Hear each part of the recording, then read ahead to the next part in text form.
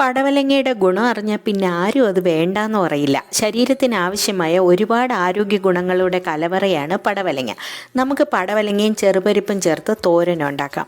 1 spoon വെളിച്ചെണ്ണ ചൂടാക്കി കടുക് പൊട്ടുമ്പോൾ ഉഴുന്ന് ചേർത്ത് നല്ല മണം വരുമ്പോൾ മുളകും കറിവേപ്പിലയും ചേർക്കാം.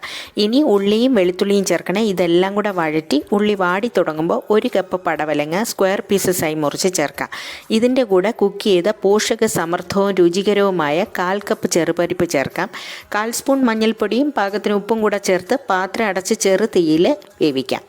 പടവലങ്ങയും പരിപ്പിൻ്റെ കൂടെ കുക്കായി കഴിയുമ്പോൾ 1/2 കപ്പ് തേങ്ങ, 1/2 സ്പൂൺ ജീരകം, എരിവിനനുസരിച്ച് മുളകും കൂടെ ഒന്ന് ഒതുക്കിയെടുത്ത് ചേർക്കാം. ഇനി എല്ലാം കൂടെ തട്ടിപ്പൊത്തി പാത്രം അടച്ച് ചെറു തീയിൽ സ്റ്റീം ചെയ്താൽ മാത്രം മതി.